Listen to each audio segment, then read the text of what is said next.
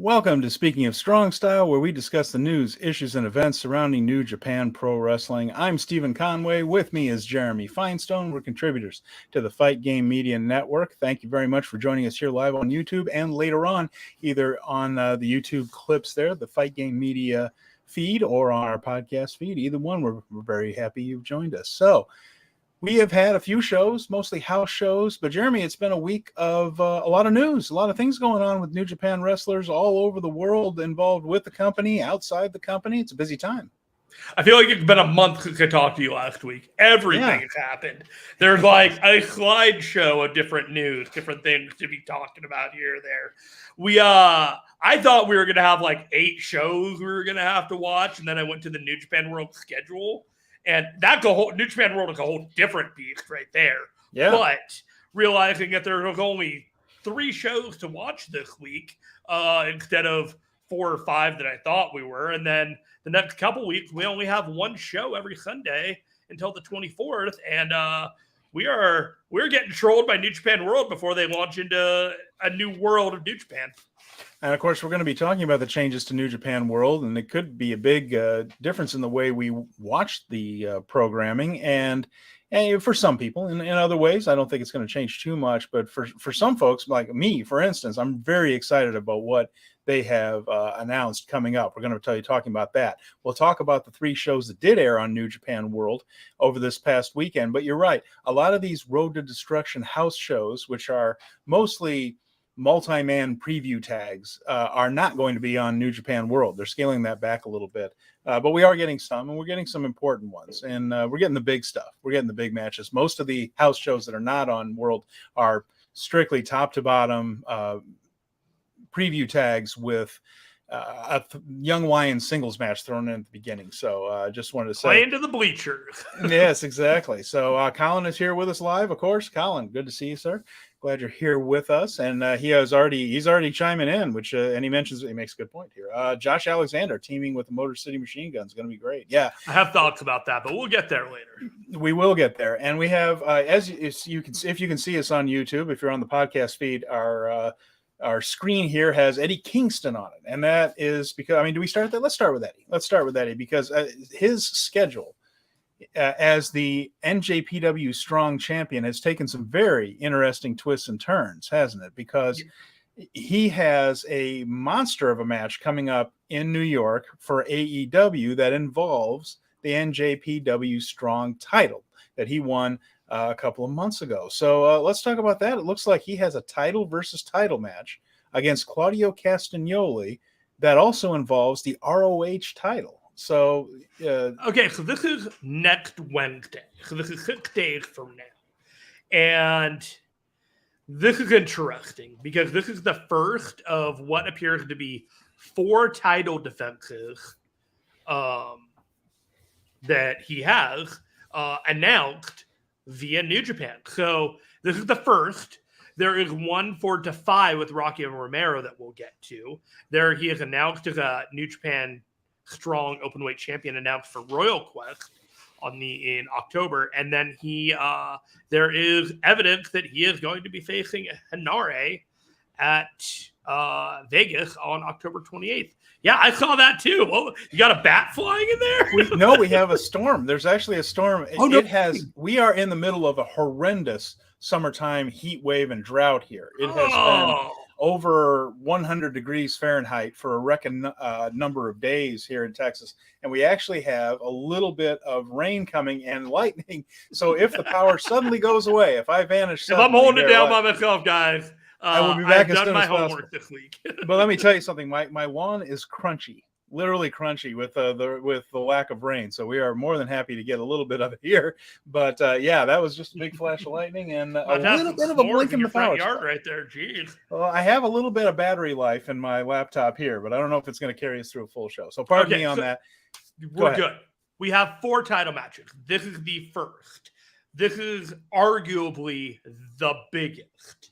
Mm-hmm. But with everything else announced and Eddie Kingston holding a title for another promotion, I am incredibly skeptical that he loses this match. Yeah, it feels like he's going to win it. And keep in mind, he's from Yonkers, New York. This match is taking place in Arthur Ashe Stadium, which is in Queens, New York City. Yeah. And so this is the one that they do in the tennis stadium where they have the finals and the big matches of the U.S. Open tennis tournament. I believe it's the third year in a row they've come to Arthur Ashe Stadium. The first year they packed it out. Last year, not so much. We'll see what they do this year. But title versus title, a New Yorker in New York in a big match. It feels like we might be seeing the ROH World Champion as part of New Japan shows. Yeah, I think that's incredibly likely. One of the things people are talking about is, do you think they're going to dangle that carrot until Ring of Honor Final Battle in December? And I would say no, because what you can do instead is at some point Eddie can lose the Strong title later on. Sure, that's fine or whatever. But he'll still have the Ring of Honor championship, and Claudio can then go to him and say, you beat me once and it was a fluke. I don't think you can do it again. And then they have that blow off that, yeah, Eddie's done it twice. He's on your level. Let's bury the hatchet here. We've done the business with each other. I think that's a way better way of doing it, is having him have a big win here and then follow it up with Claudio being like, hey, you know what? Prove to me it wasn't a fluke. It's an interesting thing because apparently the heat between these two in real life is indeed real, or at least was. There was a problem with these two. Eddie Kingston and Claudio in previous incarnations in Ring of Honor, I guess, didn't get along personally. And Chikara, pardon me. Yeah. Chikara, yeah. Yeah, so, didn't get along personally. And it's fascinating, Jeremy, just because this is an example of how you can be a friggin' professional and work with somebody you don't necessarily care for, do big business off it, and maybe at the end build a little bit of mutual respect. What a concept. I tell you, after this is over, I swear to God, I never want to hear about this ever again. This feud, they have squeezed the blood from the stone. It has been awesome. It is heating up into overdrive. If Eddie wins on Wednesday, it's going to be fantastic. If they do the follow-up match at Ring of Honor Final Battle where anything can go and either person can win, I think there are stakes there that emotionally resonant. But when that is done, please, God, please be over with it. Well, I think it could. I think it should be. And keep in mind, we don't even know that heat still exists. I mean, they might have buried the hatchet months and months ago. But they've been working well together. It's an interesting storyline, and it could weave its way into New Japan there. So, yeah, that's the first one. And then you mentioned the Rocky Romero stuff. Do you want to get into that one next? Or? Yeah, so this is where I'm like, I really don't think Eddie Kingston is losing to Claudio, and here's why. Rocky Romero is like the consigliere of New Japan Pro Wrestling USA.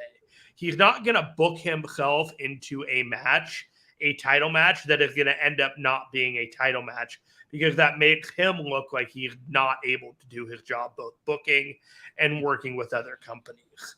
So this is a New Japan match at a Defy promotion. Defy, if you remember, was the belt that Kenta had been holding through the G1. And so they've developed a relationship with New Japan Pro Wrestling. They're paying it off here. And I think we're in for a really good match here, but I'd also see Eddie Kingston, continuing that reign there. And just to continue with the interweaving of all these wrestling promotions, Rocky Romero is still the CMLL historic middleweight champion too, and the top heel. And we're going to talk about that because there's a New Japan presence at the 90th anniversary of CMLL coming up tomorrow night, which we're going to get into. And he's been announced. Now we don't have any matches for Royal Quest 3 at the Copper Box Arena, but we have several names that are going to be appearing on the show. I know Doki grabbed a couple here after we get through the Eddie stuff, so that'll be fun. We'll run through them. But Eddie Kingston is one of them, which means he will be, and we assume it's going to be a title defense. I don't know why else you'd bring him. And he could do a tag, but you can do a tag or whatnot. But they're advertising him as the strong open weight champion, and if either you're going to have a title match or whatever, it just kind of seems like we are. If you could read tea leaves, I would bet strongly in one direction. So we have the show we're talking about next Wednesday. The Defy show is September 25th. This one here at Royal Quest is October 14th. And we also know that he is going to be appearing on the show in Las Vegas on October 25th, which we assume is going to be the Henare defense. Finally, of course, he and Henare assaulted one another at the G1 final weekend. And that is expected to be October 28th there in as Vegas. official as you could make it without making it official. New Japan Pro Wrestling Global.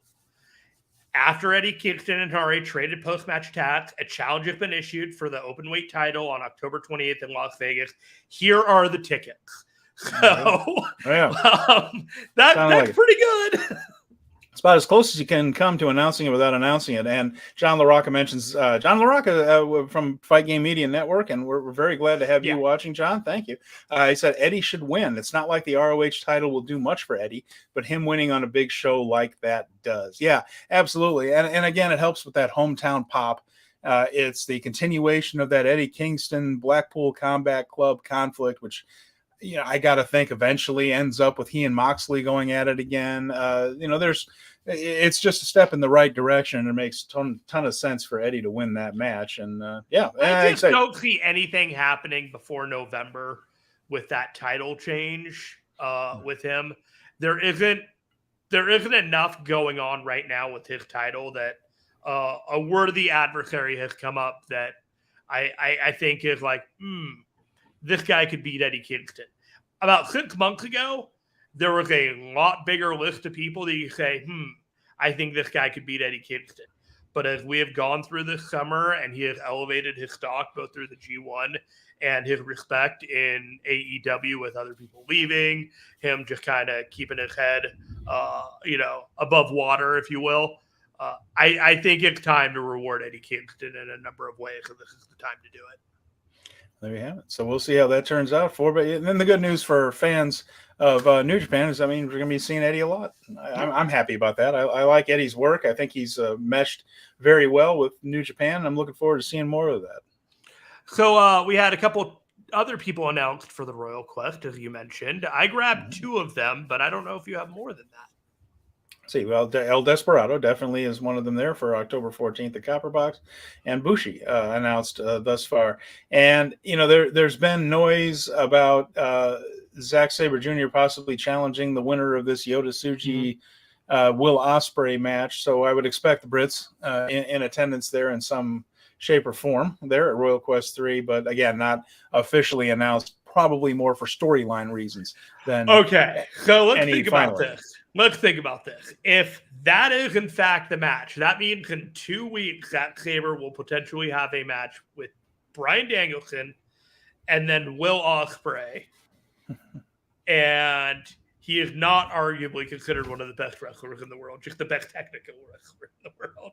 Well, I think most people would put him on the list if they've seen him. I don't know. There was a PWI 500, and that one was dicey today. Did you see the I'm Naito's a little salty about some of the names. Tetsuya Naito. I'm sure Tetsuya Naito came in at 501. 500. Right. He's not in the top 500 apparently in the world number. I'm sure he's number 501. That thing has meant nothing for a very long time. By the way, I worked for very briefly. I was a referee for a promotion out of Indianapolis. And do you know what it takes to get your top star in the PWI 500? You can write a fake profile and fax it in those days. It was a fax, and it got Don Basher check for $50 as well. I don't remember if there was a check in. It might have been, but it was a fax. It was a fax with a bunch of made up stuff on it. The guy came in at number 382. So there you have it. So PWI hasn't meant anything for a very long time, but keeping it real. Keeping it real good. But yeah, Tetsuya Naito, you'd think there would at least be someone would have a checklist or something. I not my problem. And I haven't cared about that in a very long time. I care less about the PWI 500 than I do about star ratings. It's to engage conversation. It got me to engage in clickbait, and it engaged us in about 90 seconds of conversation here. Hey, mission accomplished. Let's move on. This is Ospreay at 17 is bonkers, but you're right. It is what it is. Yeah, I mean, it means nothing. It honest to God means nothing. So. But Zack Sabre Jr. is going to be wrestling Bryan Danielson, and it's going to be October 1st at Wrestle Dream for AEW.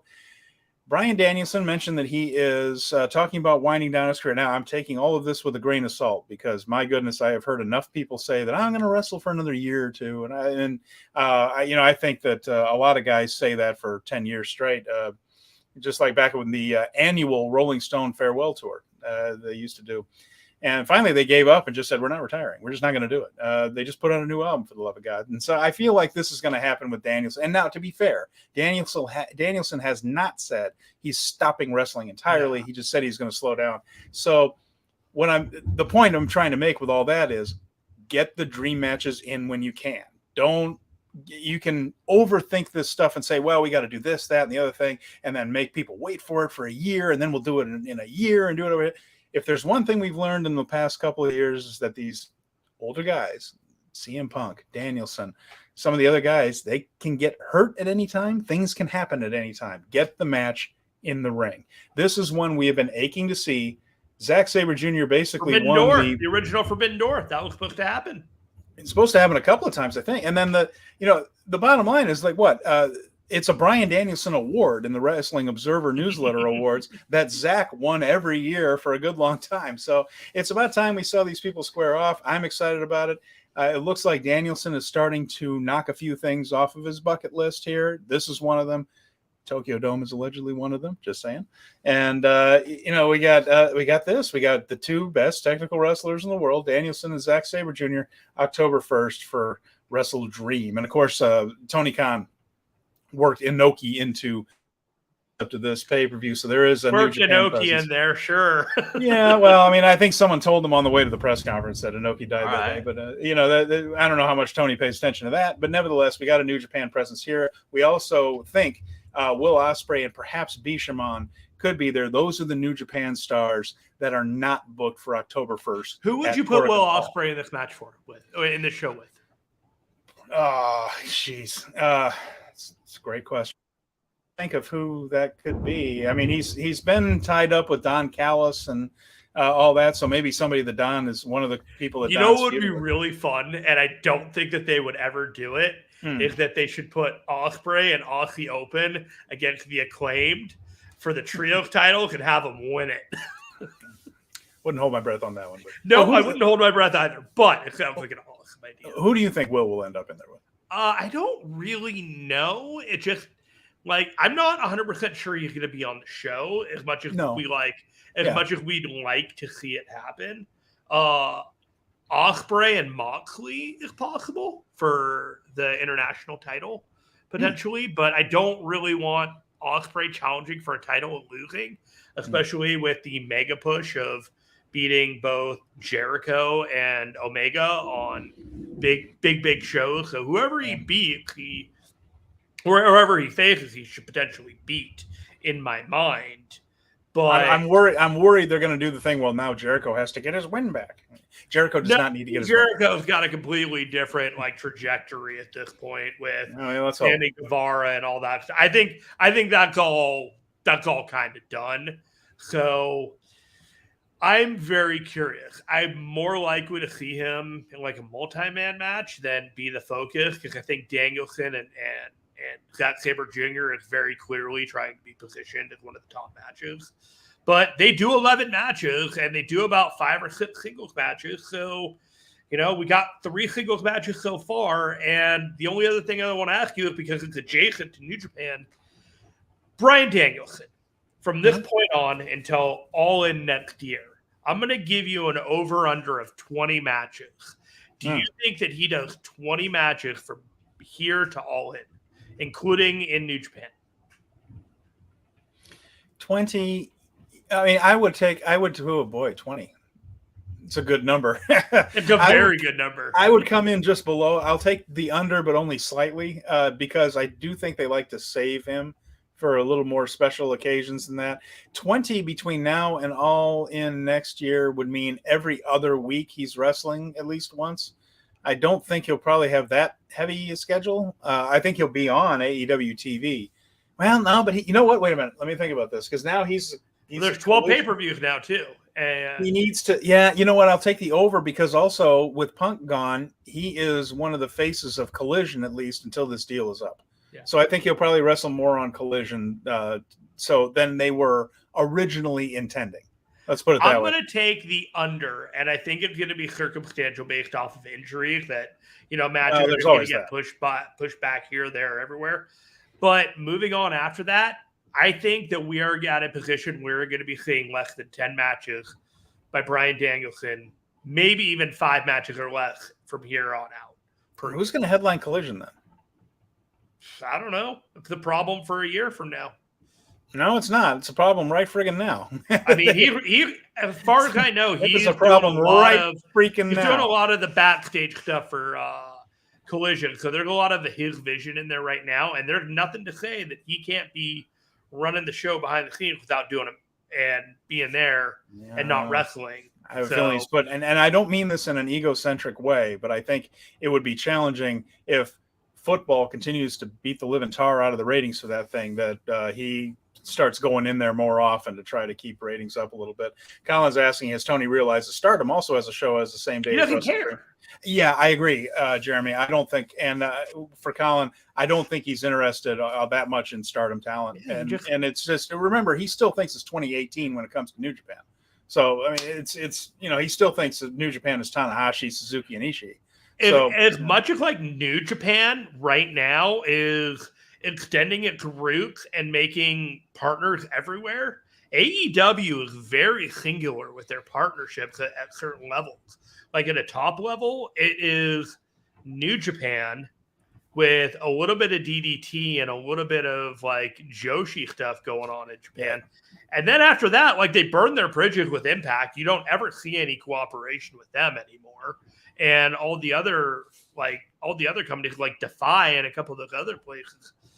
But other than that, AEW isn't exactly the most like indie promotion friendly federation out there. Is the best way I would put it. Yeah, and also I think AEW with if what I'm hearing that Kenny is going more into the women's division of AEW like he was early and then he moved away from it for a while. If he's going back in, that sounds more like Tokyo Joshi Pro.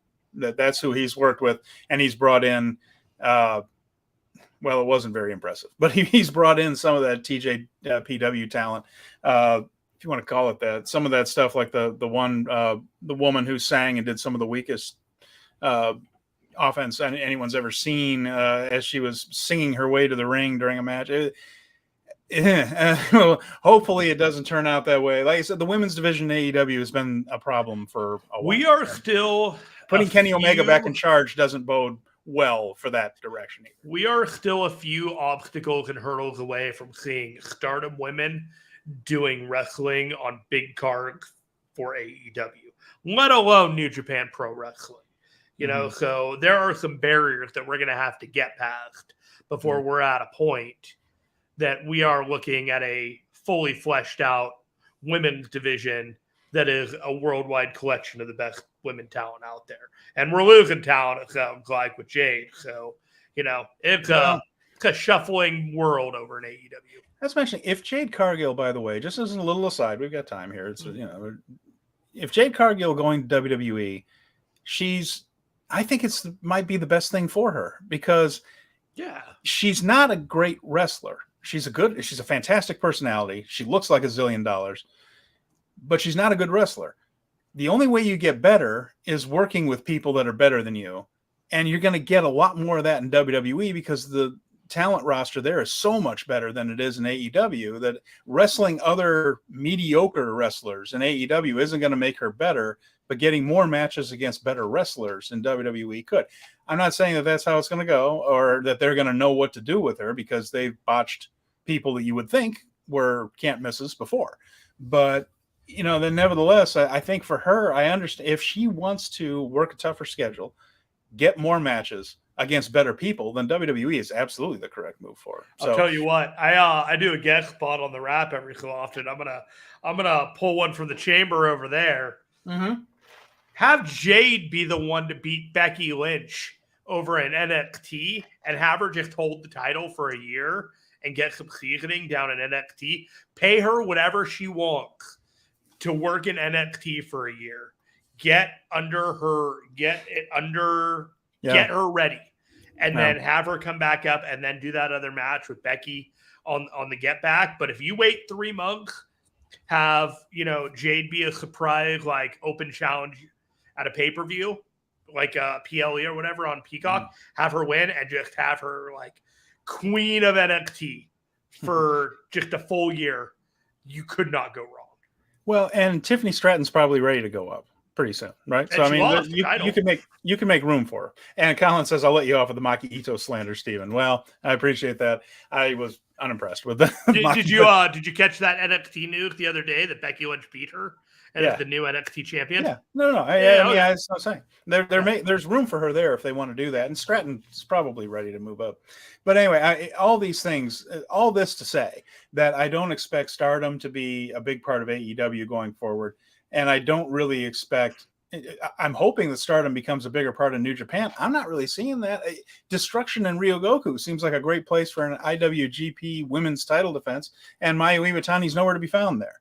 And, that's something that could have been worked out months ago, I'm sure. But, again, it just doesn't feel like this is a priority anymore. Or if it ever was, I don't know. Like the IWGP women's title has never been what we were hoping it would be when it comes to Stardom wrestlers appearing regularly on big New Japan shows. I'm sure they're going to be part of Kingdom and, some other things. But then they created this second title that they've kind of made the one that goes to the United States. They put this thing on Iwatani, and it doesn't seem to have a whole lot to do with New Japan. It's puzzling to me. The whole thing is puzzling. I feel like everything went sideways when Mercedes Moné got that foot injury, and all of a sudden things just got deprioritized because they didn't think that they could make as much money with who was available.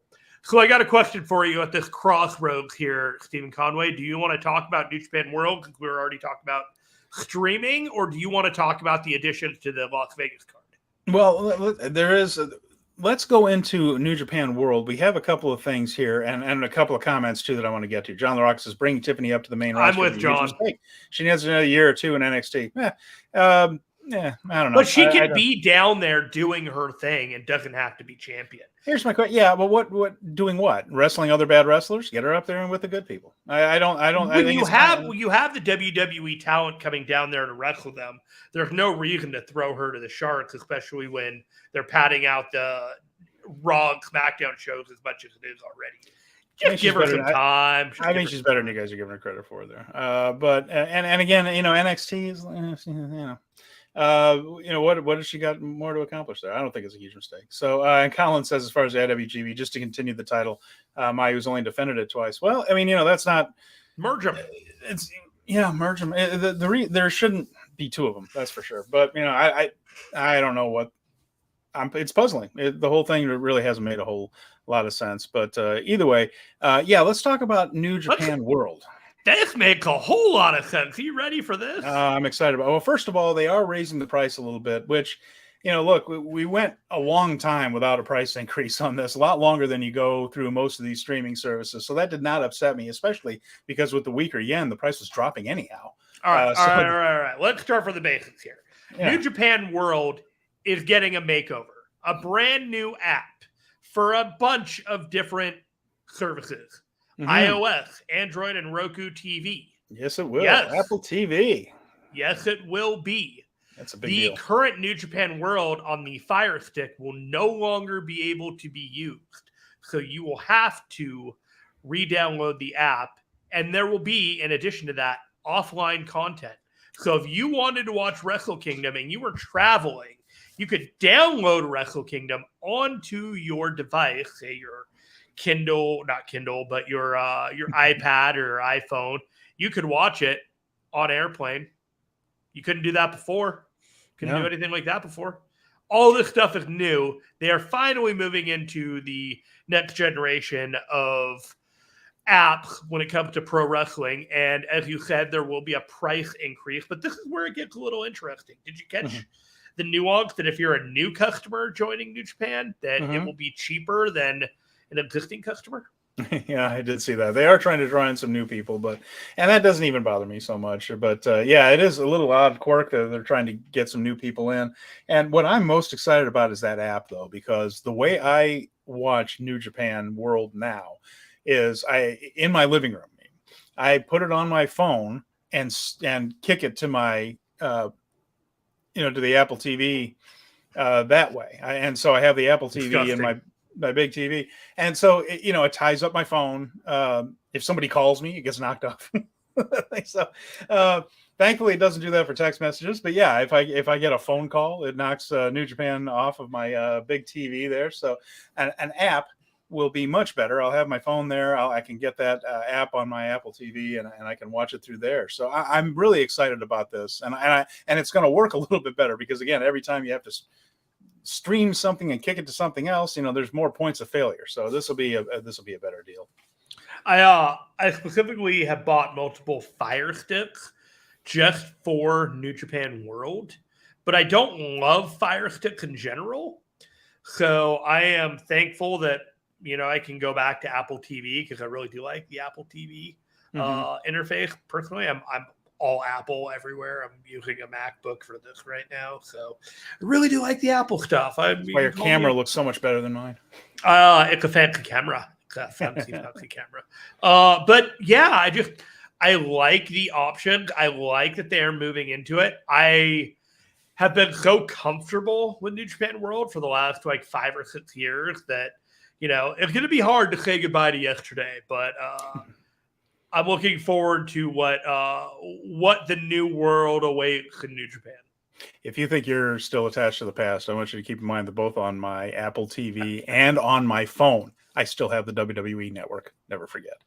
So I've been deleting that. It's just been kind of popping up here and there. I'm like, that should go. I can't do it. I loved it. Okay, so we have a question from Colin there. What's the international pricing? Can you bring that up? Because I believe that's on your graphic there. Can you make that a little bigger for quickly? Okay, so the new pricing for international is still, whatever the equivalent is of 1,298 yen. So we can get a converter up here. I can do that actually on my interwebs. So we'll do a yen to the pound.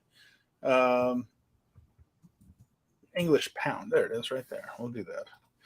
And let's see. So was it 12.98? 1,298. We're looking at £7.09. So there you go. £7.09 is what it looks like for that. And that's what it would be per month. So there. And John just says, I'm excited about getting an Apple TV app. That's going to be huge in my opinion. Yeah, for me too. I'm really excited that it just makes it an easier streaming experience for me. And I think a lot of people will find it better. And a lot of people consume their stuff through apps and wrestling through apps. And I think this could be a big boost to them, that you don't have to be either on your phone, on a laptop, be able to put it through your TV. So it could be a nice little boost. It'll make my life easier trying to watch these shows on the go, because there are times where it's like I gotta just watch at least a match just to make the time fit. Because be honest with you, watching 12 to 15 hours of extra wrestling on top of having a normal life to make sure that you're covering all of New Japan can be difficult sometimes. And it does require a little bit of a grease on the edges, trying to make everything fit in your life. So I'm thankful that New Japan World has recognized the struggles and has decided that, hey, we're going to make it a little easier for you to talk about New Japan on behalf of us.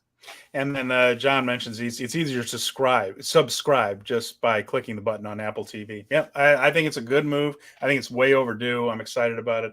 The only thing what we need to do now is get that meeting with the Bushiroad people and get Stardom World with the same interface, because my God, Stardom World is a challenge. But the other thing, it's such a bad, it's so bad. But it's really difficult, and thankfully the wrestling is well worth it. But yeah, we're talking about between what you just mentioned with time, the G1 5-star Grand Prix, all that, the shelf on which my DVR sits is about to break from the weight, the collapse from the sheer weight of the wrestling sitting on my DVR, waiting for me to watch. The weight of your hard drive from all those body slams.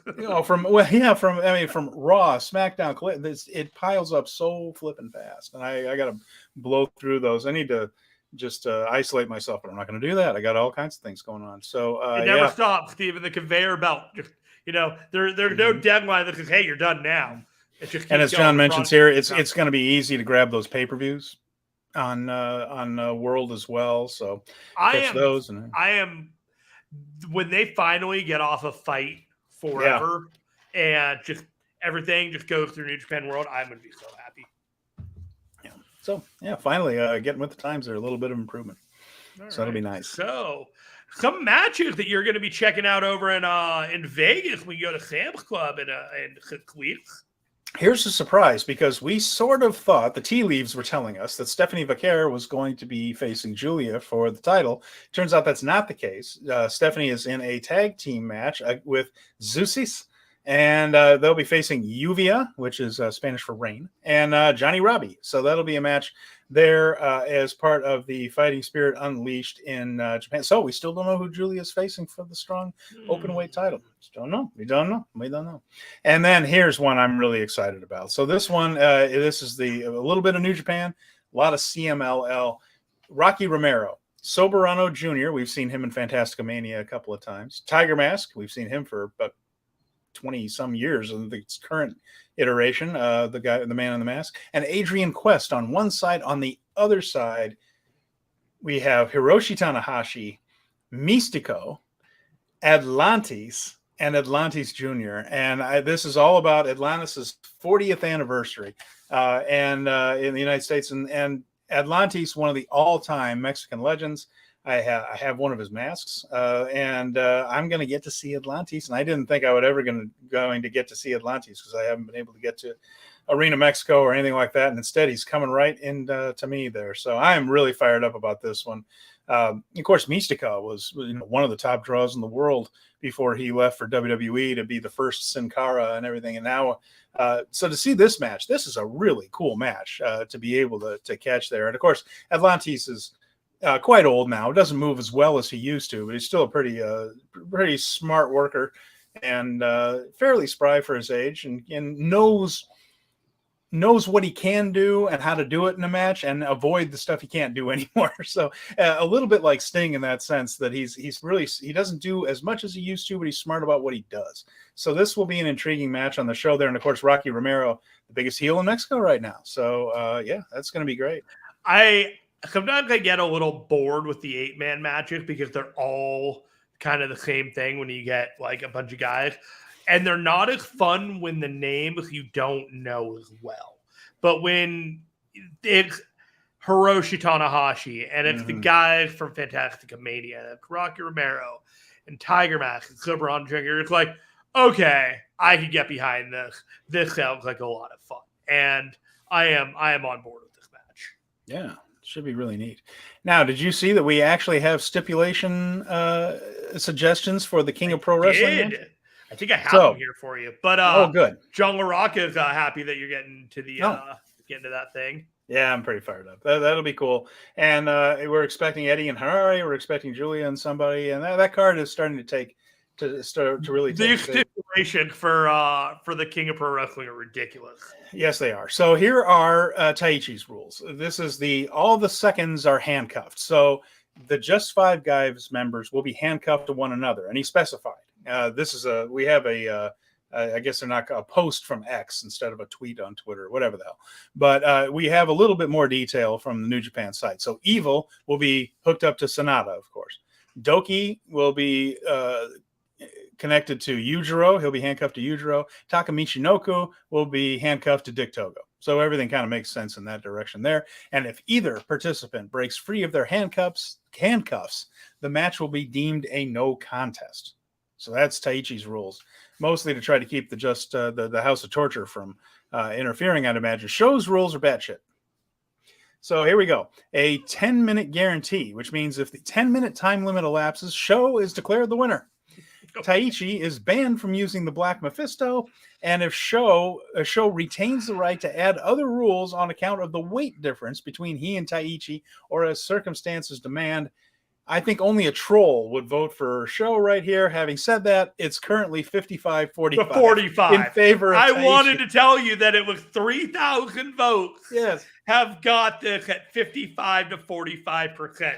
I don't know what's wrong with people. Sick bastards. What is wrong with people that they are voting for SHO's? Who hurt them, Steven? Who hurt them? What is wrong with you folks? Oh, yeah, did I tell you we have a fight game fantasy football league, and I had to come up with a New Japan related team name. Certainly. And I struggled with this for a while, and I finally came up with it. Are you ready for it? I had 30 characters, and I went with take it to the house of torture. Oh, that's beautiful. I'm really proud of that one. That's a good one. That's a good one. And then another one I got pretty deadly. Did you win your first game? Yes. Oh, yes. I had Brandon Ioke and a few other people that that made it very easy for me to feel comfortable very early on in the weekend, and that was fun. So there is one more match that was announced in the last couple of days that is kind of apart from everything else that has been kind of going on. And this kind of came out of nowhere. So we now have the never Openweight trios or six-man championship challengers for Okada, Tomohiro Ishii, and Hiroshi Tanahashi. And they are from Impact. They are Alex Shelley, the current Impact World Champion, Chris Sabin, the current X Division champion, and Josh Alexander, who is currently looking to face Alex Shelley for the Impact World. Bit of a mishmash again, but it'll be a good match, I think. I mean, all 6 people involved in this are pretty good. So, I mean, it'll be an interesting match. It's just, again, it just feels like it's similar to the last Trios title match in that there's virtually no chance that the New Japan Trio is going to lose this to him. But, it definitely feels like an angle alert, and it's just building for something more for Impact and making it feel like a worldwide feud within their own kind of, I think Bound for Glory is coming up. So I've done my homework when it comes to Impact. I've been able to keep up on it. One of the people that used to be with Fight Game Media is now over at Voices of Wrestling, the Mike and JD show. They would cover Impact on Breaks for Impact back in the day. And one of the things that they would always talk about was that Josh Alexander was never quite looked at that main event level by the people over at Bushi Road. And so this is a very interesting change and shift that he is getting matches with Tanahashi and Okada and Ishii along with the Motor City Machine Guns who are familiar with New Japan. So this is kind of his foot in the door for higher level matches here in New Japan. And I'm happy for him for that. This could potentially lead to him maybe in the G1 next year. One of those wrestlers that, people don't instantly think of, but would definitely be a strong candidate and would perform very well if given the opportunity there. And this is the one that Colin was referring to earlier that he was excited about. So it has brought a little bit of a buzz. It's an interesting matchup. It really is. Oh, absolutely. And it's a nice addition to the Ryogoku card, which is shaping up to be pretty good. And that Destruction of Ryogoku looks like a nice evening in wrestling right there. So does Kobe. We're going to talk a little bit more about that. And Colin just says, I'm happy for Josh getting this chance in Japan. Yeah, sure. And we've discussed this, like some of these talents are getting pretty expensive for New Japan. So bringing in newer people that maybe don't cost as much as an Ospreay or something like that. Yeah, they have to look at people. They have to bring folks in and take a look at them. So it could be a big opportunity for them. And like you said, might lead to more. Not that Josh Alexander and those guys come cheap. I'm not trying to portray him as that, but less than Ospreay, right? I mean, you got to think. So, and economics matter right now because the crowds are not up, the yen is weak, and it costs a lot of money for New Japan proportionally to bring in people these foreign wrestlers. Do their work to raise their stock however they see fit. Yeah, and there was a new guy there that we're about to talk about a little bit. Ooh. So, is there anything else you want to cover before we get into? I think 45 minutes of news, notes. Eddie Kingston all over the world defending his title as if he were the greatest champion of all time. I think we're there. Let's roll into. Yep. Well, we're going to get into the Road to Destruction shows right there. Back to the changes in New Japan on NJPW World. When do they happen? I don't know if they've what's that? Go ahead. Before the next pay period. Before the next pay period. There you have it. So it'll be. So you will be charged the same the next pay period, but in between that time and the period after, you'll be charged the new fee, and the app will have been instituted. So it's sometime between now and October 1st. Okay, so we don't have an exact date on that. Like it's not going live at whatever time on that day. We don't have that yet. So I would guess that it's after the 24th because those are the 2 Sunday shows, and then there'll probably be like a maintenance period, and then then we'll be getting into the shows in October. And then this week, we mentioned very quickly, NJPW Tamashii is back on the 15th with Robbie Eagles and Kosei Fujita in the main event against Stevie and Tomei Philip, the Natural Classics. That's Kosei Fujita goes right into the main event there with in Tamashii as he goes on excursion in Australia. Some other New Japan wrestlers at the big show in Mexico City, the 90th anniversary, the Aniversario show. That is tomorrow night, September 15th at Arena, Mexico. It's going to be a big event, Jeremy. It's also not coincidentally Mexican Independence Day weekend. That's when CMLL usually does their big Aniversario show. And like all of them, they have some big stipulation matches. There's a mask versus mask match on the show. There's a hair versus hair match, but third from the top. So that there's a mask versus match. That's the ultimate, right? Okay. Hair versus hair is, about the second biggest match you can have in Mexico. That's semi-main, involving people that aren't involved in New Japan. But there is a CMLL versus New Japan match that is third from the top on the poster here. And it is Místico, Atlantis Jr., and Mascara Dorada against our own Rocky Romero, TJP, and Kevin Knight. Kevin Knight getting a run in Arena Mexico there. He's been there before. But keep in mind, for Kevin Knight, he's going to be appearing at one of the two biggest shows of the year. There's Leyendas, Legends show, and Aniversario are the two biggest shows the CMLL does. He is appearing here at Aniversario. He's going to be at Impact 1000 and then at Road to Destruction. So a nice run for Kevin Knight as people around the world begin to realize what we see is that this guy's just about got it all. Yeah, he's those upcoming tags that he has coming up. I'm looking forward to those with Clark Connors and against Drew Maloney and Clark Connors. I think him and Tiger Mask. I think that's a match that I'm looking forward to coming up as well. So, the other thing is, you were talking about these young lions on excursion. How about that young lion on excursion that showed up back in New Japan? Indeed, yes. And the last thing I'm going to mention, then we're going to get to it. Ospreay is going to be facing Marufuji for NOAH on the 17th. We never talked about that? His dream match. No, we hadn't yet today. We mentioned it before, but not on today's show. But that's coming up this week, so I thought I would throw it in. That's a pay-per-view match. You got to pay, and then you got to pay again if you want to watch it live. And of course, we mentioned before too. Will kind of grew up watching. NOAH had TV in England randomly, right. More so than even New Japan back then. That era. Marufuji was a big star to a young Will Ospreay, so this is a very exciting thing for Will getting to wrestle him. And there really was a lot of news today. There's a lot. Okay, Road to Destruction. It began back up again on Friday, September 8th at Korakuen Hall. Attendance was lower for this one, but there was a reason for it. 1,087. And there was a typhoon coming through. Now, we have typhoons here in this part. They're called hurricanes.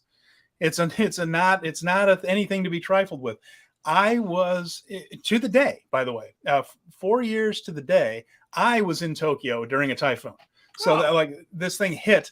I had gone to sumo wrestling at Ryogoku Kukujikan Sumo Hall, and a typhoon was rolling in. And of course, here it's the thing, and it's a big deal in Tokyo too. But no one seemed terribly concerned about it. I mean, the show went on like normal, the sumo. We went and had drinks at an izakaya afterwards. No one seemed particularly worried about it. And it was the effect of a Category 2 hurricane. So not one of the biggest ones, but not significant. We were halfway up this tall building in a hotel, like the 20-something floor or something like that, and just watching this hurricane roll in. And the building's moving, and we had a small version of our stuff, a couple of changes of clothes, our passports, and shoes, sitting by the bed. It came in overnight, and so it was hitting at 3 and 4 in the morning was the worst of it. And we're just sitting there watching this, and do we need to flee? Do we need to hunker down? We're halfway up a skyscraper, and it all turned out okay. And Tokyo is so resilient that it took a hurricane square in the face, typhoon. And the next day, some of the trains were late. That's it. I mean, they just handled it so well. A little bit of blockage on the rails. A little bit of yeah. It was debris on the rails that they had to clear off. But other than that, I mean, everything drains. It's just the usual. That city is so good at handling stuff like that. But what it did was for this one is it kept some people inside. Of course, you do have to wait it out. So typhoon was rolling through, and attendance was down a little bit at Korakuen Hall that night. Now. The show was Road to Destruction in regard to the destruction to their own roster? Well, it turned out to be, didn't it? Because good Lord. we had a couple of problems here, and one of them was right as the show started, they actually got the doctor, Dr. Hayashi, got on the microphone and explained. That never happens, by the way. Never happens. Dr. Hayashi, of course, was I believe part of part of the Shogun era in Japan, as they joke around about how old he is there. But he managed to get on the microphone, and he talked about Boltin Oleg, who was supposed to face Zack Sabre Jr. for the TV title. He had a wrist injury that then developed a bacterial infection. The good news is he returned to the ring today in Shizuoka. Some antibiotics knocked it right out, but he couldn't compete last Friday. So Oleg was out for the TV title match to be replaced by, according to them, storyline-wise, at his request, Ryohei Oiwa, who is back from his excursion in NOAH. And we'll talk about that match in a little bit. And that got a pop from the crowd. They were excited about seeing Oiwa in that match there. So unfortunately for Oleg, that would have been a nice little showcase for him against a really good wrestler in Zach, who would have done a lot to make him look good. Maybe we'll get that one down the road a little bit, but a tough break for Boltin Oleg.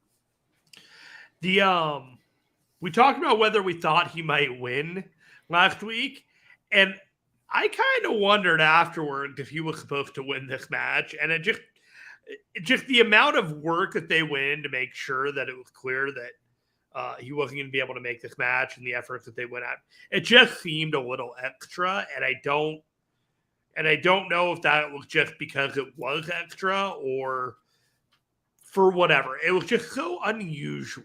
And it was unusual. Yeah. And I was trying to figure out if there was meaning to it or just a new way of doing business. Yeah, it could be. I mean, it was the semi-main, so they take that stuff very seriously in New Japan, that like, you folks paid your money and now you're not going to see one of the big, and if it's an undercard guy, it's not as big a deal, but they still treat it as a big deal. You know, they will offer refunds, for instance, to folks. If this is the guy you came here to see, we'll give you your money back. But this was the semi-main, so I think they were concerned there, but they really wanted to explain why he wasn't there. So this is exactly why I'm so of the belief that they've advertised Eddie for all these other matches, that this AEW match that he's putting his title up on the line for. Like, if they're going to go out of their way to let you know that Oleg Boltin has a bacterial infection and will not make his TV title match with Zack Sabre Jr. tonight, they are not going to let Tony Khan play fast and loose with their Strong title on an AEW show. That's it. That's the tweet. Very well said. And Colin mentioned something here that's fun. Remember a few years ago, only fun because it didn't hurt anybody. A few years ago, during the interval of a New Japan show, an earthquake hit not far from the venue. I do remember that. And Jay White around the thing, just kind of. Yeah, Jay White was in the ring, and against Okada, it was like a Chaos versus Bullet Club 6-man match or an 8-man match or something like that. And Jay was in the ring, and suddenly it started shaking, and just everybody climbed out. And the thing, everything was shaking, and of course the lights were kind of swaying, and everyone was a little nervous for a while, but it turned out to be okay. But I do remember that. Yeah, it was a little moment there. So I feel kind of good having the Kanemaru image on here for a while, because we're really gonna have to pour one out for this dude. I don't think he's gonna be back for a while. Well, we'll see. But he was in this match, and he was not hurt on this show because he was in the opener with Yoshinobu, Kanemaru, and Doki facing Taguchi and Yo. And Ryusuke Taguchi is back to the clowning thing. He dropped it for a little while during Super Juniors. It's back. Yo was wearing a Funk U t-shirt, Terry Funk tribute. They did a short ceremony for Terry before the show that is available on NJPW World if you want to check it out. It was just mostly them kind of giving a little bit of a biography of Terry. Yeah. But it was nice, and some of the babyface factions were out there, looking somber and things for Terry, so that was nice. And this one ended with Kanemaru beating Taguchi with a figure 4 roll up. He had the figure 4 on and kind of rolled him up in that, and got the pinfall victory. So a lot of talk about Leo Rush, who is a heel now in Impact, but is still booked to wrestle with Chaos after Destruction in Kobe, because there are a lot of, as we mentioned, Impact 1000, a pay-per-view. A lot of those Impact guys, Leo, Mike Bailey, can't get to the tour until after Kobe. So, we don't see those guys. They're not in the preview tags. And Yo sounds like he's still might be teaming with Rush, and Rush might still be teaming with the Chaos guys. So interesting thing to keep an eye on there with Lio Rush coming back in a couple of weeks. A lot of moving parts in play. And then we had after this one, which was not a bad and nothing great. It was Taguchi doing a lot of clowning. This was a solid B- show. Like, yeah, if you wanted to like put on a New Japan show in the background and just kind of listen to Chris Charlton talk to Shane Hayes for a little bit and just kind of watch some New Japan matches, this was perfectly fine. I think the show the next day was better, but this is a perfectly fine wrestling show to put on while you're doing your thing. Yeah, no Kevin Kelly for these. Chris Charlton did them by himself for the first half of the show before a member of TMDK joined him for the second half. So for this one here, it was Shane Hayes. Second match was Minoru Suzuki, Ren Narita, El Desperado, and Tomoaki Honma facing Yuji Nagata, Shota Umino, Master Wato, and Oscar Loibe. This one went 13 minutes and 8 seconds. It was a little bit of a longer one than I anticipated. For the most part, though, it was just playing up the fact that Nagata and Suzuki have to fight each other. Umino and Ren have to fight each other. They can't help them. They were ignoring tags. They were just going at each other, knocking each other off the apron randomly. It was a fun match in that context. And Cobra Twist win for Narita. He got Oscar Loibe, the young lion, in the Cobra Twist. The most interesting fact I heard, this came from Chris Samsa feeding it to Chris Charlton, a former guest on this show. Chris Samsa said that Yuji Nagata has had over 86 hours of ring time in Korakuen Hall in his life. Imagine that. That's impressive. 86 hours of ring time. I figured this match went longer because they were just upping their cardio for a couple days later. You know, they're getting themselves ready, going a little bit longer and longer for all these matches. I like this too. Colin just says they can't turn Leo heel in New Japan. What about the children? What about the kids, Jeremy? Think about the children. Think of the kids. He's right. After that, we have the Mighty Don't Kneel, Nichols, Haste, and Bad Dude Tito. Big Cheats back. And they faced the Chaos Trio of Bishamon. That's Hiroki Goto and Yoshihashi with Toru Yano. Another long one. This one went almost 14 minutes. But this was a good preview, Jerry. I enjoyed this one. TMDK, the storyline is apparently, this was pushed heavily by Chris Charlton, that they are the best team that's never held the IWGP Tag Team title. That's the narrative. Right. Maybe they are. Right. Did Tito look good? Well, I mean, they're not. But I mean, Tito looked good. Tito looked like he had never taken a night off in his life. Yeah, no, he looked fabulous. I thought he was working stiff too. Boy, he was knocking some people. He was working real hard. He was looking for a couple more days from New Japan. Give him to him. This guy's the real thing. TMDK ended up hitting one of their new moves, Highway to Hell, on Toru Yano there, which they're starting to win their matches with there. And so that was, the basic preview match that makes the challengers look good. It's exactly what you would think it would be and what it should be for that matter. Yeah. And it was fine. Yeah, not bad at all. And we'll see how that title match goes between Bishamon and TMDK. I'm looking forward to it. Speaking of the next one, if you're going to get hyped up for a never openweight 6-man match, this next match is kind of how you do it. I have the exact same note right here. This is like this. It was not going to be easy to put steam on this match, right? And this is Kazuchika Okada, Hiroshi Tanahashi, and Tomohiro Ishii against Tenzan, Togi Makabe, and Tiger Mask for the titles. And just, I was like, I haven't been that kind of blasé about a title match in a very long time. They needed to put some steam on it, and they did indeed find a way. So first of all, they put Yuto Nakashima with the champs, and they put Satoshi Kojima with the challengers. Right. So, that's fine. That adds the young lion to what you thought was to take the fall. The way they did this was they talked about how Ishii has been questioning Tenzan's heart. It's like, if you can't do it, get out. If you don't think you can do it, get out. You don't belong here anymore. And Tenzan just took that very, very personally, as you probably would.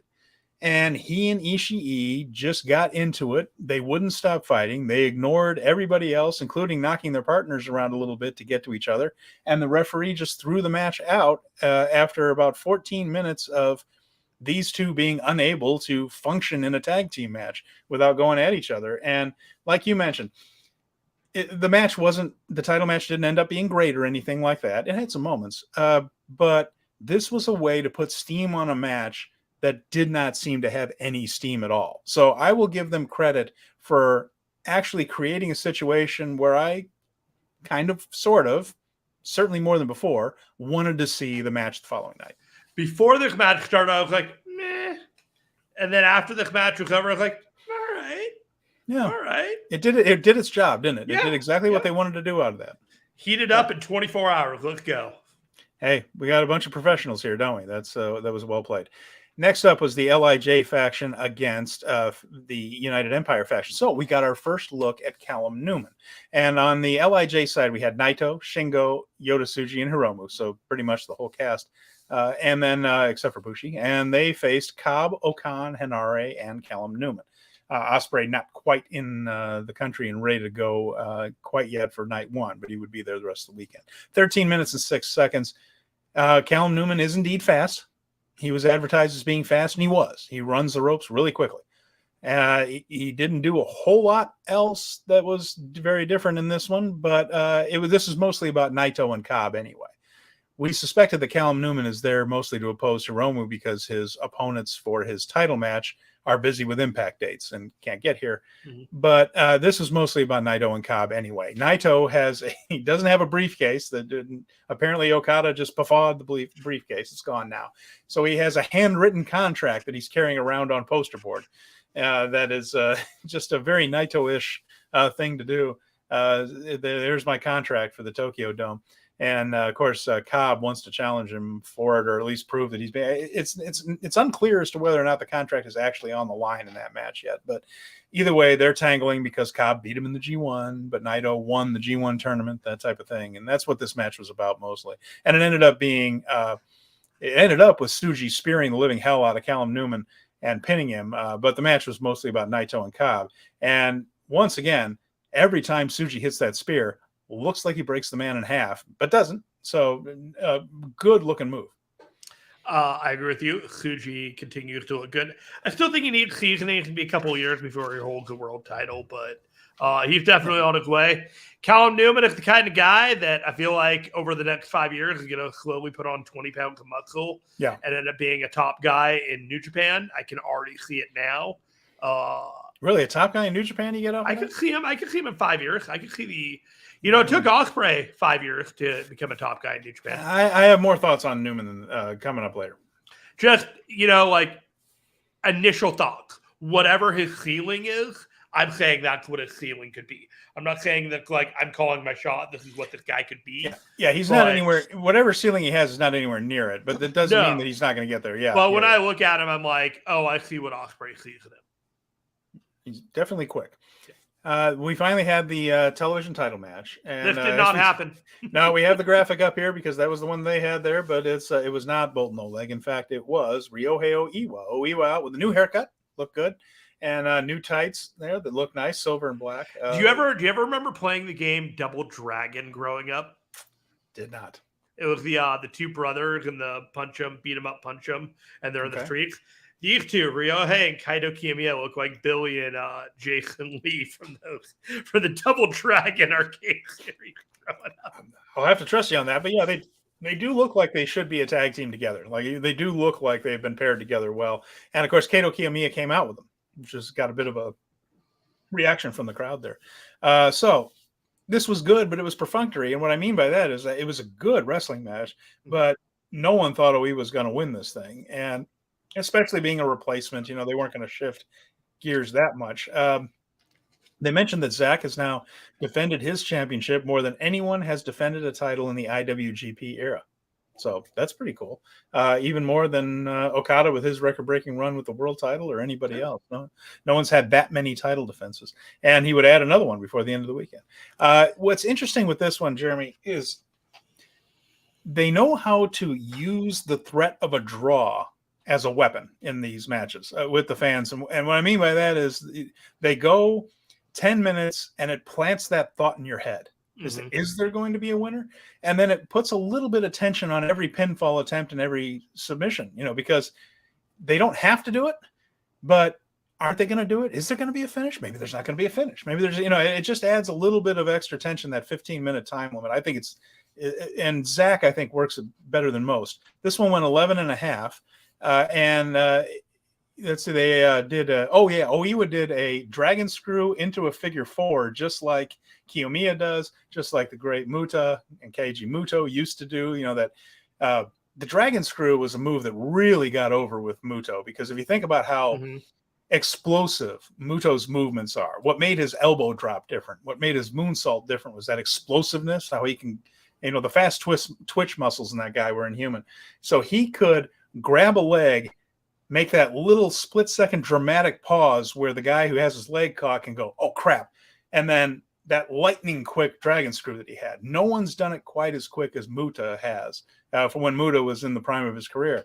And Oiwa brought that out. I'm not saying he did it as quickly as Muto used to do, but it was a good one. And I like that, because the dragon screw can look really devastating when it's not done by somebody who's, sorry, Tanahashi, a little too old to get around. Anyway, it ended up being an armbar finish. They got into a scramble. Zach got the armbar in, and Oiwa did have to tap. Now, people made something, I think, out of nothing here, where afterwards there was a bit of a face-off with Sabre and Kiyomiya. My only thought on that is, if you're Kato Kiyomiya, you don't just walk away. Even if you're not going to do a match later, you still have to kind of stare down Zack Sabre. I thought they were setting it up for sure. I'm not convinced they are. I mean, keep in mind, Kiyomiya wasn't even supposed to be there that night. It's like Clerks. I'm not even supposed to be here tonight. I came here in a damn hurricane. We were talking about the G1. There was a bracketing possibility where Kiyomiya could have faced Zack Sabre Jr., and I thought that was a match that needed to happen down the line. So if they are setting that match up down the line again, either way, like this just happened to be like push up the date because of circumstance, that's fine. We talked a couple weeks ago, maybe even last week, about who would be the guy to beat Zack Sabre Jr. for that TV title. Kiyomiya would be a great guy. He's a NOAH guy. He's not even in New Japan. He doesn't even go here. I'm just saying, like, there is an idea there and a nugget that you could do, and it would be interesting. I mean, he's not even on New Japan shows that much. It would be interesting. That's all. It would be interesting, but I mean, Roman Reigns would be interesting. It's not going to happen either.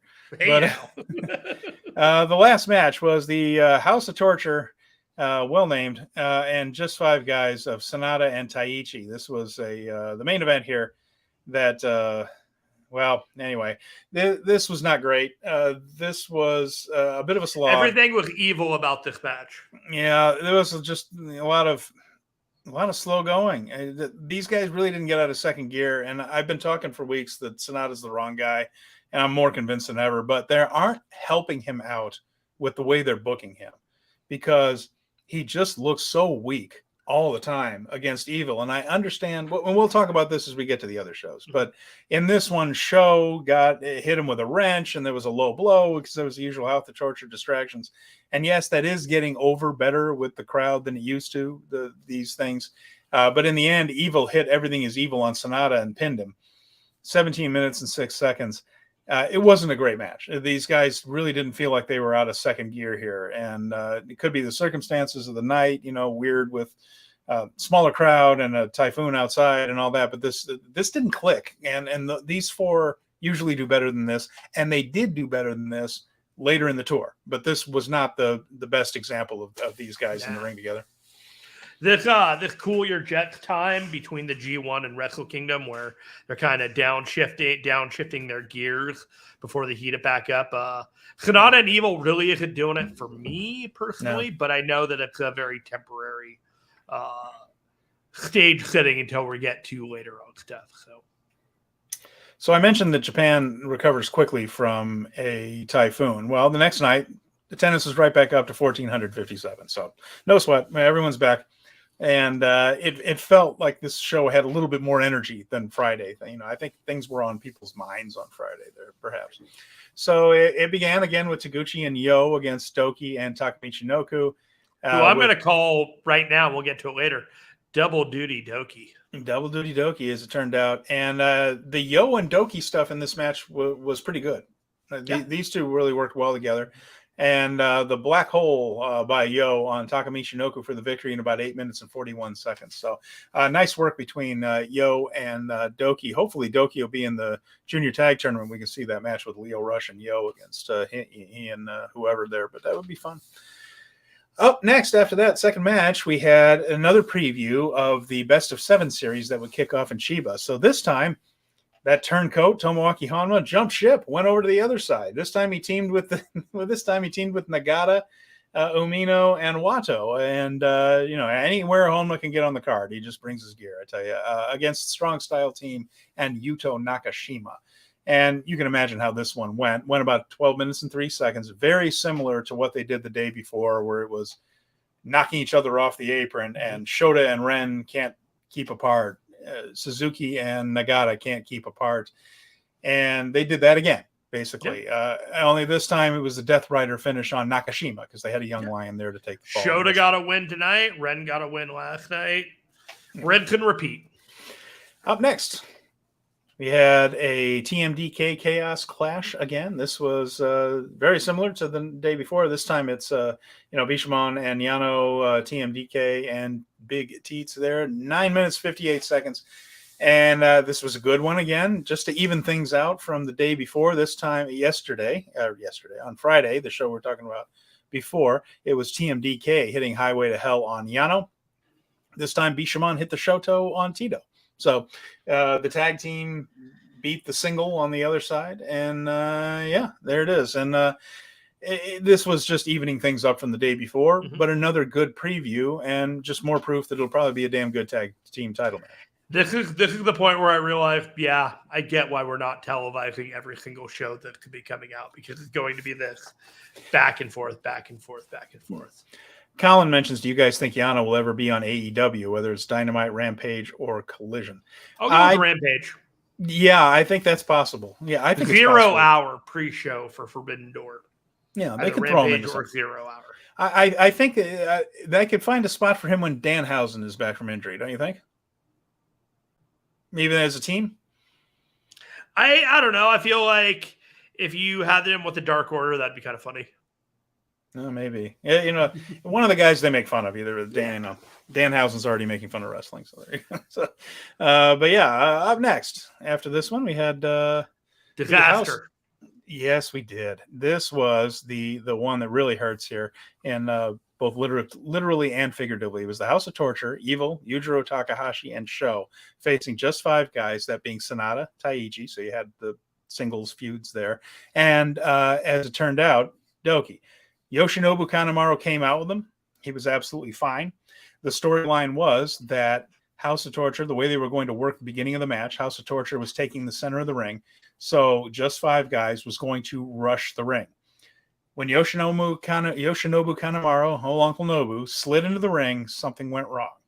Without contact, he slid into the ring like he was charging Yujiro. He stood up, and his knee just went. And it's something that happens sometimes. You see it with football players making a cut. You see it sometimes with basketball players in the lane. I'm sure there are, soccer players when they're making a cut, football players, Colin. And Yujiro was shocked. Yujiro was very catching his breath for a moment and just trying to figure out what was happening. So and nothing about it was natural. No, and Yujiro was recognized it immediately and backed off. Did not do anything to make the situation worse. So props to Yujiro for understanding that something had gone wrong immediately. Wasn't too difficult because he basically just grabbed his knee and fell over sideways. But he didn't do anything knuckleheaded like do a fake stomp at it or anything like that. He just recognized that, crap, I'll let the referee handle this one. And he went off to double team. I think it was Taichi. But they ended up helping him out and carting him off.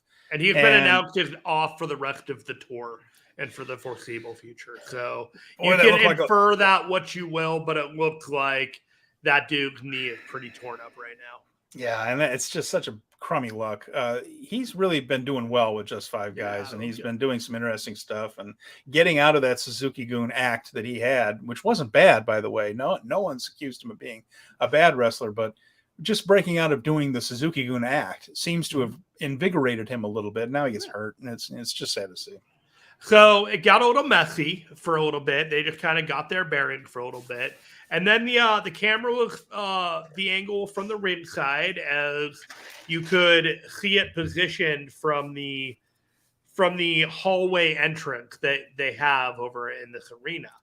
And all of a sudden you see as SANADA and Taichi are just getting beat down by the House of Torture, you see Doki just come in like a flash of lightning and do the biggest babyface spot to even up the score that you've ever seen in a New Japan show. Just a house of fire. And I'll let you take it from there, but it was a fantastic save by Doki. It really was, and he came out like you mentioned and ran wild on everyone, and people are doing a good job improvising here, which you do in pro wrestling. Most of it's improvised, so these guys are pros. They knew. But that was the story of the match. It wasn't. Yeah. It wasn't. Once that happened, it was almost in a completely academic match. Yeah, and they gave Doki a lot, like you said. They even got the Doki Choki on Evil for a little while, but in the end, the referee was distracted. Dick Togo used a chair, and that weakened Doki, and Doki ended up taking everything as Evil and getting. And then there was a postmaster beatdown afterwards there. So once again, the champs have had their belts stolen. They look weak, and they've been getting beat up every night. So again, I know that SANADA has not been an impressive champion by anyone's stretch. He's a black hole of charisma, but they're not doing him any favors.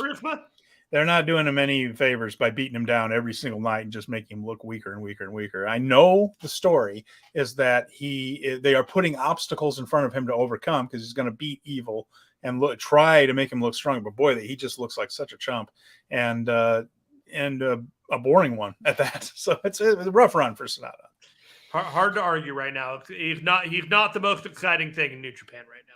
Next match, we didn't expect to see. We didn't know we were going to have this. So we had Zack Sabre Jr. actually challenge Satoshi Kojima in backstage comments the night before. And as it turns out, we had another TV title match we didn't expect. Zack worked the lariat arm for the most part in this one, but he gave Kojima all of his signature spots. So he clotheslines, the chops, clothesline in the corner, the Koji cutter, that type of thing. Kojima hit a lariat in the CCE for a 2 count, which was the closest he got to a real near fall in this one. But Zack countered to an arm bar and got a tap out. So for the second night in a row, he gets a tap out with an arm bar, 12 minutes and 7 seconds. Kojima is a pro, and at his age, he is working very, very well.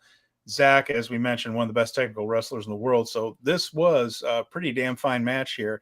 Again, no one really expected Kojima to win. He didn't, so it didn't have the heat of a toss-up type of title match, but good effort.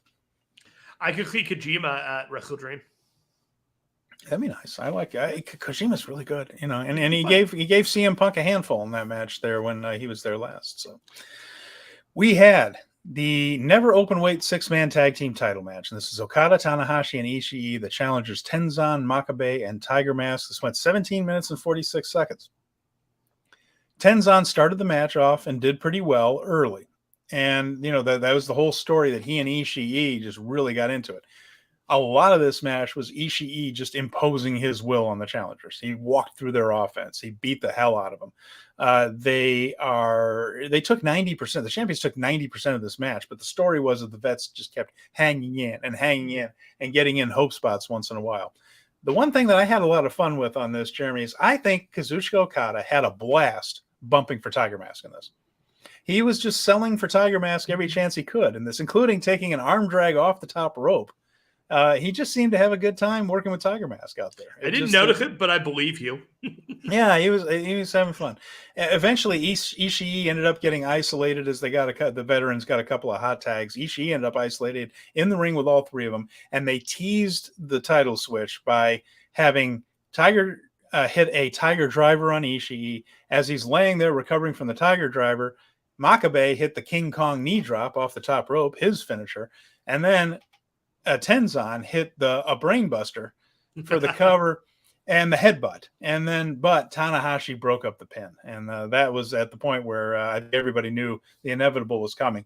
Okada later, charged the ring to break up the pin as well.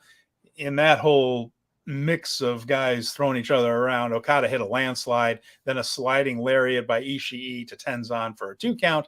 Then Ishii set up Tenzan for the brainbuster, hit it, and got the pinfall. 17 minutes, 46 seconds. It was not a fun match, for what it not a was. match of the year candidate, but I think that everybody did what they could. It was fun for what it was. I'm enjoying the never 6-man titles with Okada, Tanahashi, and Ishii on it.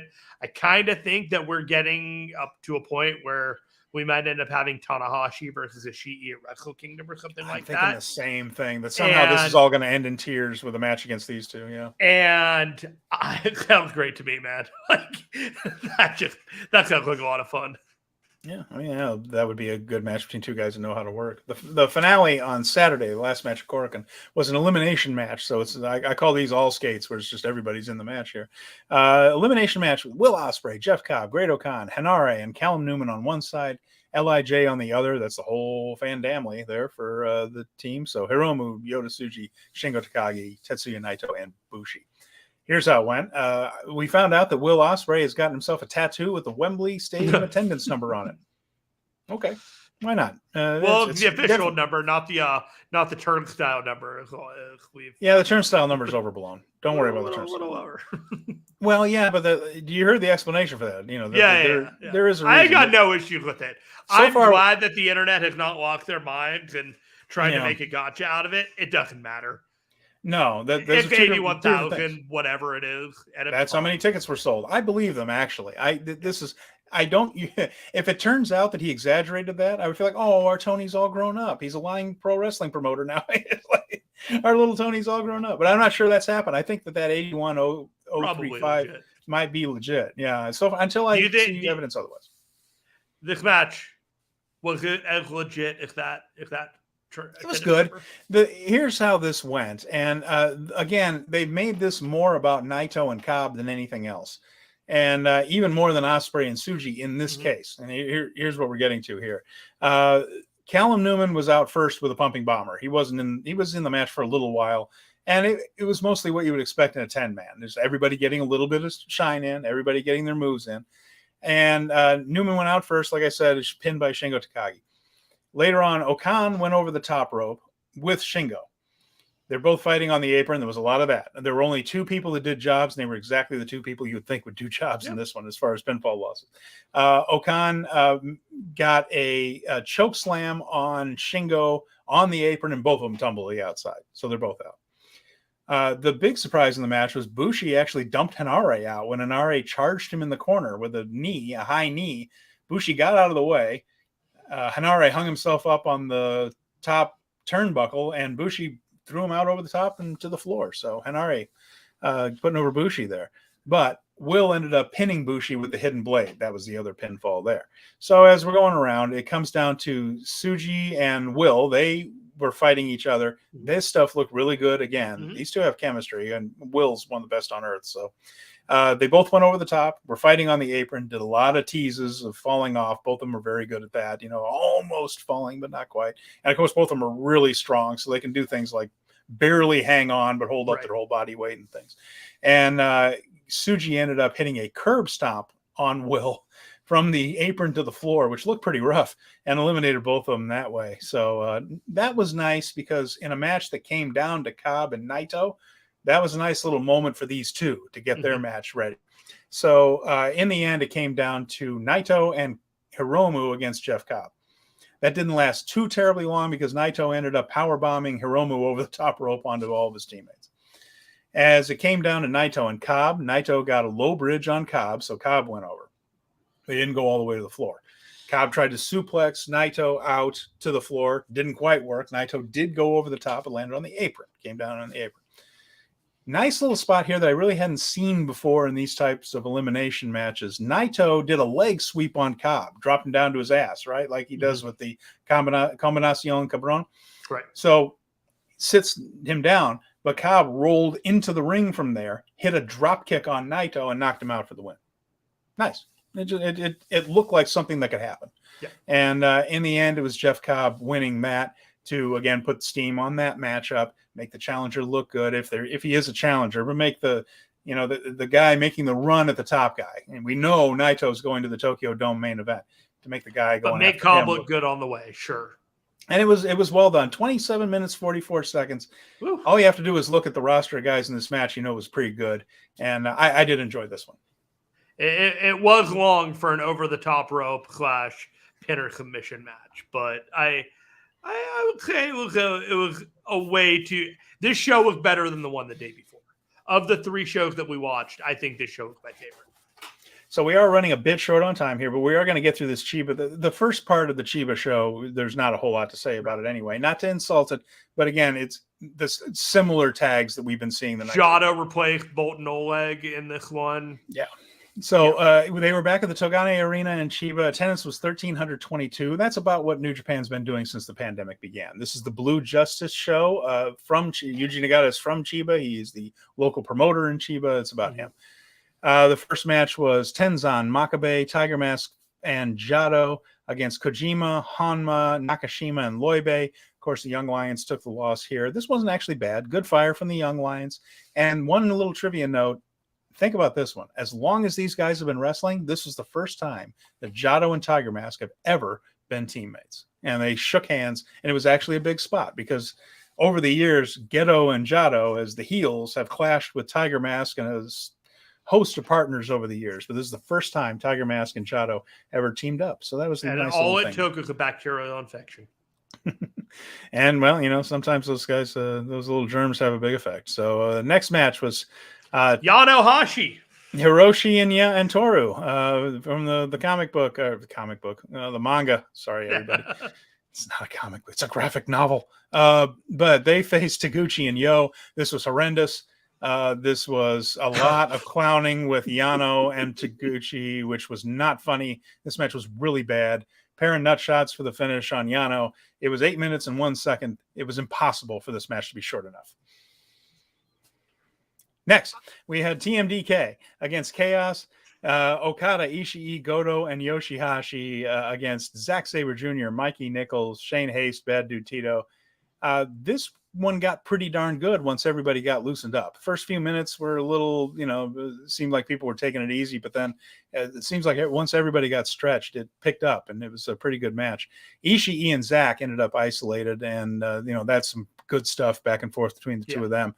Zack ended up getting the win with a crucifix. New Japan loves a crucifix these days. Kind of a flash pin, as Ishii had been in control of that one. Moving on to the next, as we got to pick this up here, we had yes, okay. Make sure I got the right one. Bushi, Shingo Takagi, and Naito against Cobb, Okan, and Hanare. This was a win for United Empire this time. It was better than the first 3 matches on this show, but the finish was inevitable. I mean, Bushi was going to take the pin, and he did from Hanare. And but again, pretty good, but a preview tag. We've seen a couple of them now. LIJ, Yota Tsuji, and Hiromu Takahashi against Will Ospreay and Callum Newman. 9 minutes, 57 seconds. Tsuji and Will were in 4th gear here. You know that we're going to see 5th gear in Kobe. They were in 4th gear here and it looked pretty damn good. Some of this stuff looks real nice. And Newman wrestles a bit like what he is, who is someone who's trying to work like Will Ospreay. And that's what it looks like. It looks like a guy who's trying to wrestle like Will Ospreay. My only thought on Newman, who's very, very fast running the ropes, but everything else is basically nothing you wouldn't see from a dozen other guys on the roster. Advice for Callum Newman, I understand why he wrestled like he wrestled. Next time, let's see more of him and not just a guy who's trying to do Will Ospreay moves. Sure, that's fair. There's a part of me that wonders if they're going to do Callum Newman, Speedball, Leo, and Hiromu in a 4-way. I don't think Newman's. I still think Newman's just kind of here because the other two couldn't be. He's the guy to take the loss. Yeah, could be. But I don't think he's ready for that. I just don't think he's ready for that. And in the end, it ended up being Hiromu with a time bomb on Newman. And he was treated like the guy that gets beat. He was treated like the Bushi of that. Low man on the totem pole for sure. Excuse me. Sorry. House of Torture. Evil, Yujiro, SHO, and Dick Togo against just 5 guys. After that undercard, we had to sit through this. 11 minutes and 43 seconds. Again, it was inevitable. Taka Michinoku's in it, so you know who's losing, really, especially because they're keeping all the heat on House of Torture. This is the one feud that has not gone back and forth in these tags. This has been House of Torture coming out on top, and they have, Evil stolen the world title belt. SHO has stolen the KOPW one. They're not giving it back. The champs are just looking weak as hell. And it's not doing favors to SANADA, like I mentioned. But this is another example right there, was Taka taking the pin. So that brings us to... That was evil, but you know who's a troll? It's Ghetto for this next match. We had the best of 7 series match number 1, Strong Style, Minoru Suzuki, Ren Narita, and El Desperado against Nagata, Umino, and Wato. And now we're talking, because this one was pretty damn good. They waited a little while to spill out into the crowd, which was nice. They didn't do it right away. Suzuki got the better of it once they did. So at this point, Suzuki and his gang were in charge for a while. And here's my notes on this one, Jeremy. It says, Nagata sells a while. My next note, a long while. A long time. You cannot hope to defeat Yuji Nagata on the night of Blue Justice. That's right. And Strong Style learned their lesson the long way. The long way. It was a long beatdown on Yuji. But eventually he made the tag to Wato, who had a really good hot tag, by the way. He looked really good in this hot tag. Hit a nice tope con hiro on Desperado. They hit big moves on everybody, on each other, while everybody else recovered. Eventually ended up with Ren and Shota squaring off, and they did a whole bunch of big moves on one another, building to the finish. And again, it came down to Nagata and Suzuki. Like I mentioned, Nagata is the hometown hero. He's the promoter. It's the Blue Justice show. It had to come down to these two. For a while, he was rallying to the point that he no-sold Suzuki penalty kicks. That got a big pop out of the crowd right there. Ended up in a big, long slap battle between the two, where they're just knocking each other in the head.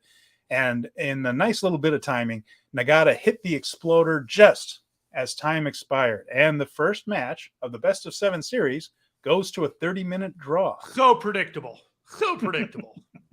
Everyone figured that Who out. would have thought, right? Yeah, a bit of a strange thing. Like, I guess we'll see how this all turns out as they go toward the rest. We'll see another one later on this week. I believe in this weekend is the show. Yeah, we got one on the 17th. We got another one of those matches.